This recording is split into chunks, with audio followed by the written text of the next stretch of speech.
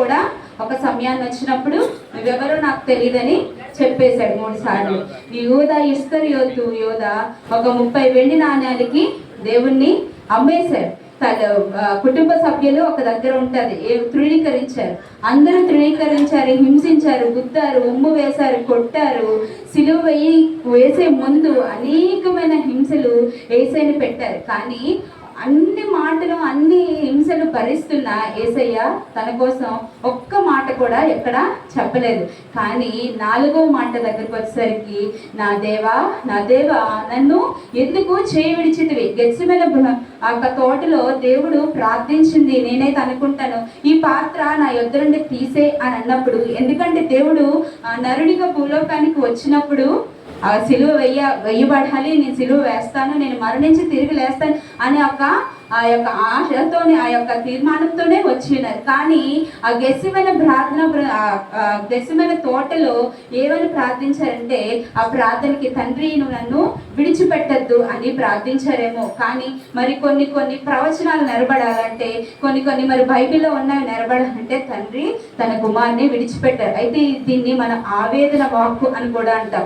అంతమంది హింసించిన, దూషించిన, మాట్లాడిన, గుద్దిన, ఉమ్ము వేసిన, ఒంటి మీద ఉన్న బట్టలు చింపిన, ముళ్ళతో కూర్చున్నా కూడా నోరు తెరవని నోరు ఎప్పుడైతే పరలోకమున్న తండ్రి చేయి విడిచారో అప్పుడు నా దేవా నన్ను ఎందుకు చేయి విడిచదు అని ఎంతో వేదనతో, బాధతో, దుఃఖముతో వచ్చిన ఆ వాక్కుని మనం ఆవేదన వాక్కు అంటాం. ఇది నా లాభా ఏలి లాభా నా సబగ్ద అన్న మాటకి అర్థం, నా దేవా నన్ను ఎందుకు చేయి విడిచితివి అని. ఇది అరబిక్ లాంగ్వేజ్ లోని. మరి తెలుగులో అయితే మనకి ఎంతో ఆ మాట మన గుండెని తాకుతుంది. మనమైతే మన బిడ్డలు ఎట్టి పరిస్థితుల్లో విడిచిపెట్టాం కదండి. ఎలాంటి పరిస్థితి అయినప్పటికీ, అది ఎంత కష్టమైన పరిస్థితి అయినప్పటికీ మనం మన బిడ్డల్ని విడిచిపెట్టాం. ఒకవేళ విడిచిపెట్టినా మన హృదయం అంతా కదిలిపోద్ది. ఆ సమయంలో వాళ్ళు ఏం చేస్తున్నారు, ఎలా ఉన్నారని ఎంతో వేదన చెందిస్తాం, ఆలోచించేస్తాం. ఉన్న పనిని వదిలేసి వాళ్ళ వైపే దృష్టి వెళ్తుంది. కానీ దేవుడు మాత్రం తన కుమారుని ఒకనొక టైంకి వచ్చేసరికి విడిచిపెట్టేశారు. అయినా విడిచిపెట్టేసినప్పటికీ, ఆ శ్రమలు అనిపించినప్పటికీ ఎందుకు నోరు తెలియదు. ఇక్కడ యెషయాలో 53:7 ఉంటుందండి. వదకు తేబడిన గొర్రె పిల్ల బొత్తు కత్తిరించిన వారి ఎదుట గొర్రె మౌనియే ఉండినట్లు అతడు నోరు తెరవలేదు.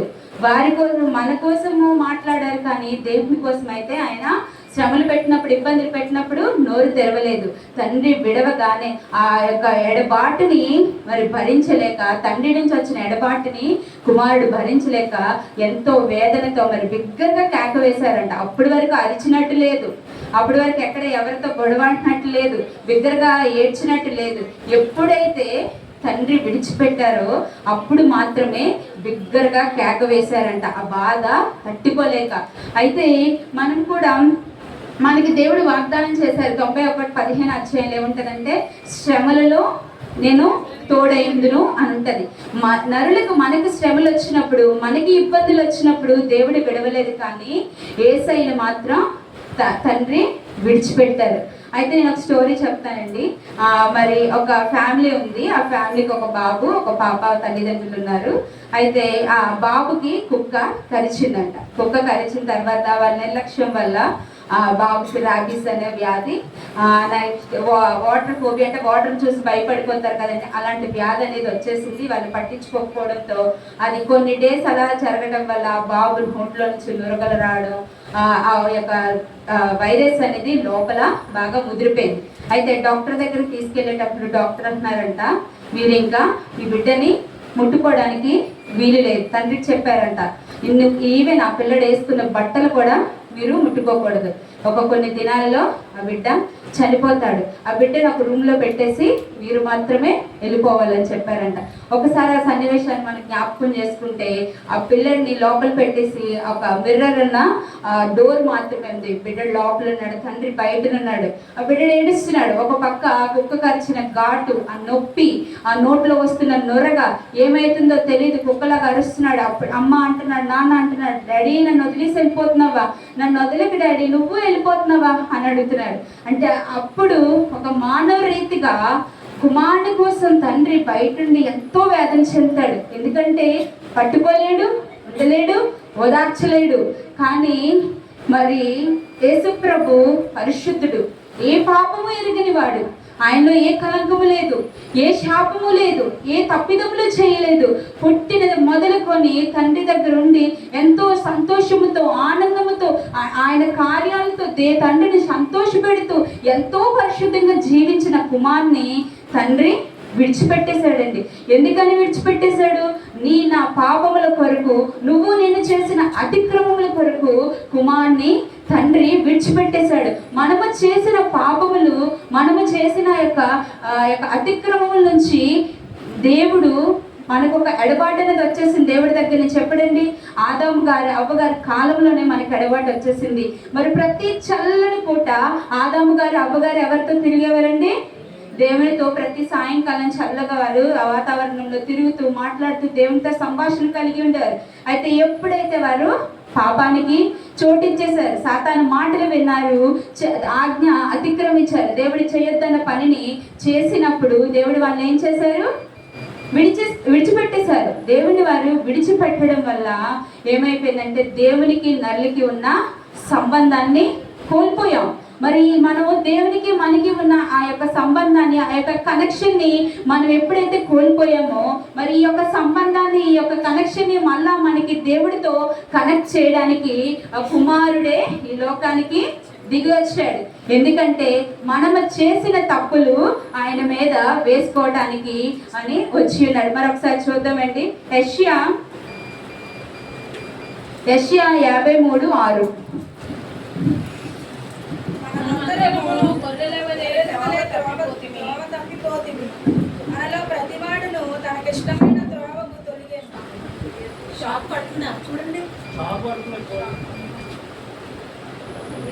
అది కార్డ్లెస్ ఇచ్చేయండి, అంటే జస్ట్ చెరుకు వస్తుంది.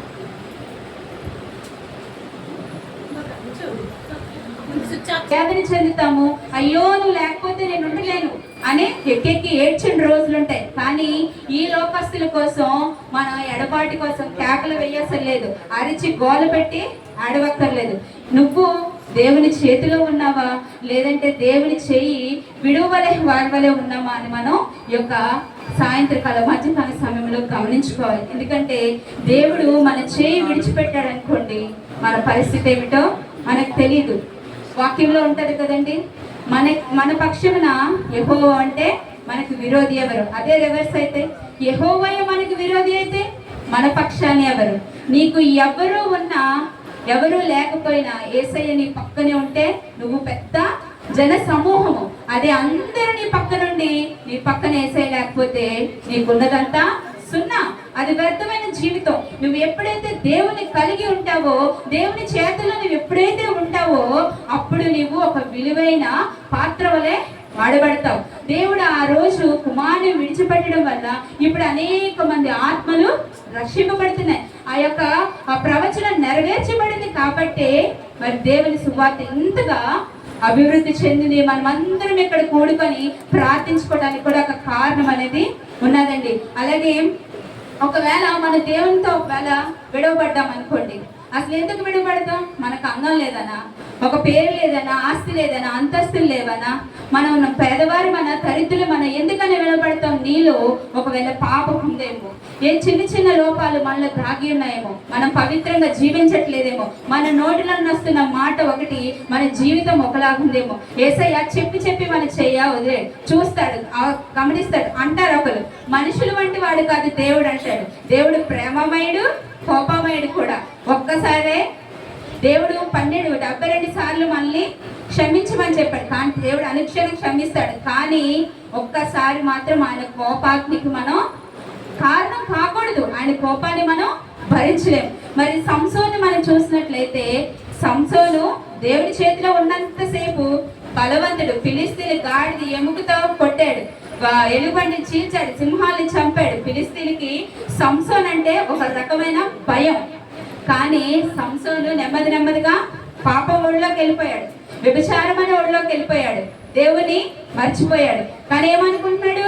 దేవుడు నాతోనే ఉన్నాడు, నాలోనే ఉన్నాడు, నేను ఆ బలంతోనే ఉన్నాను. ఒకసారి చూద్దామండి, న్యాయాధిపతుల గ్రంథం 16వ అధ్యాయం 20 ఆమె సంసోను ఫిలిష్తీయులు నీ మీద పడుచున్నారనగా అతడు నిద్ర మేలుకొని ఎప్పటి అట్లు నేను బయలుదేరి విడజిమ్ము పొందననుకొనెను. అయితే యెహోవా తనను ఎడబాసినని అతనికి తెలియలేదు. అప్పటికే ఎందుకు దేవుడు ఎడబాస్తాడండి? సంసోన్ని పాపానికి చోటిచ్చాడు. పాపం వల్ల హాయిగా పడుకొని ఉన్నాడు. ఈ లోపు ఏం చేసింది దెలీలా?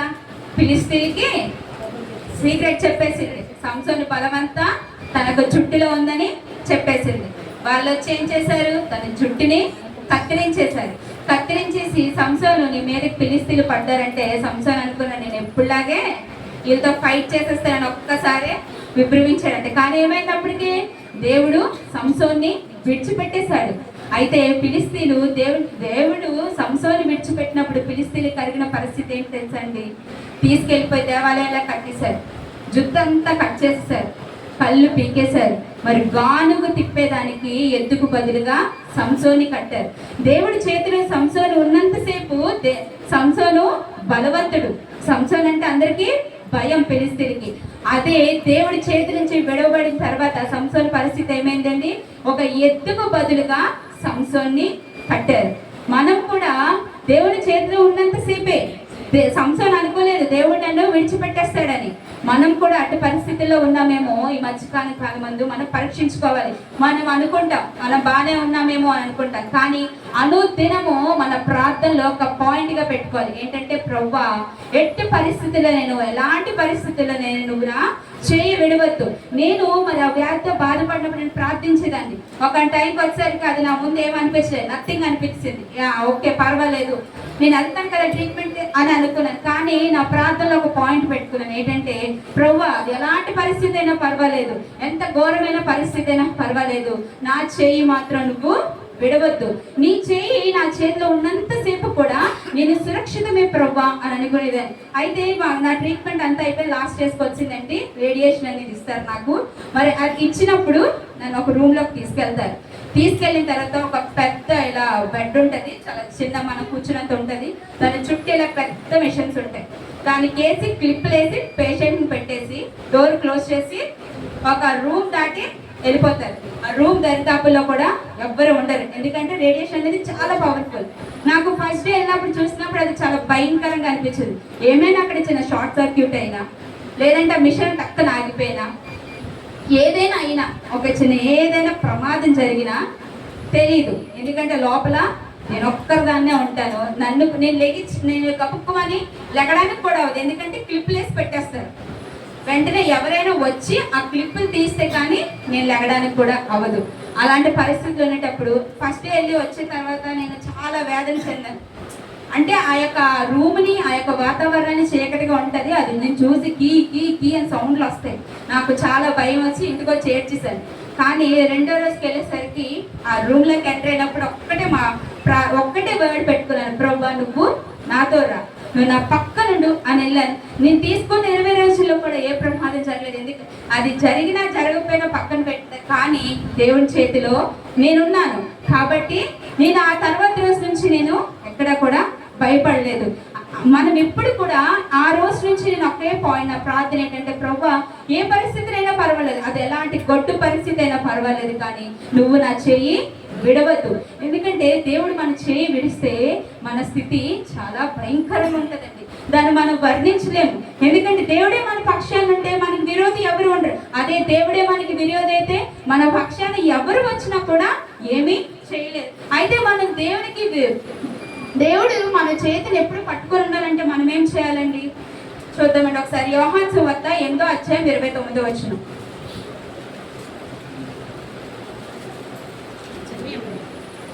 నన్ను పంపిన వాడు నాకు తోడయుండును, ఆయన ఇష్టమైన కార్యం నేను ఎల్లప్పుడూ చేయదు కనుక ఆయనను ఒంటరిగా విడిచిపెట్టలేదు.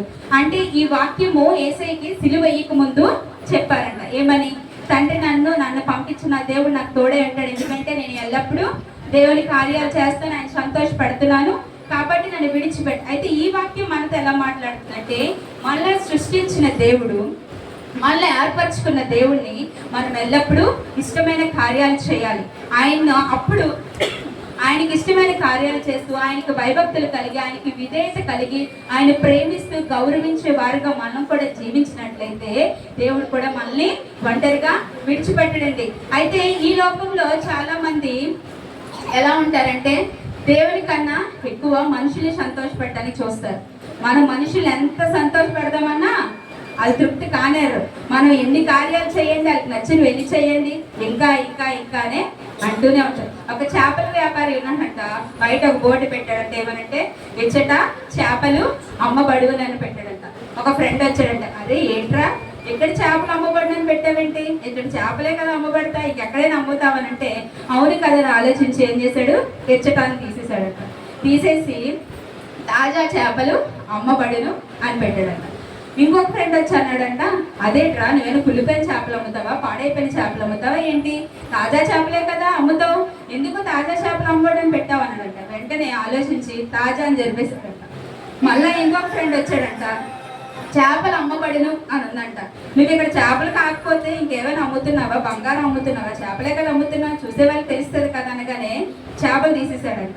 తర్వాత అమ్మబడును అని ఉందంట. మరి నువ్వు అమ్మబడడానికి కదా పెట్టావు, ఏమైనా షోప్ పెట్టావా, అందులో సెల్ఫీ తీయడానికి అని పెట్టావా అని అనగానే అమ్మబడినని తీసాడు.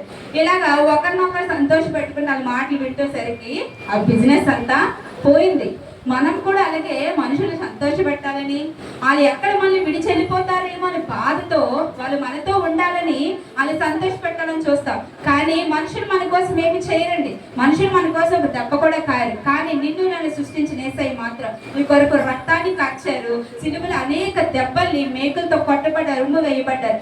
ఆయన చేసిన త్యాగానికి నువ్వు ఆయన ఎలా సంతోష పెట్టాలి, ఆయన ఎలాగ మనం ఆనందింప చేయాలి, ఆయన సన్నిధిలో ఎలాగ మనము ఆయనతో బ్రతకాలి అన్నది మాత్రమే ఆలోచించాలండి.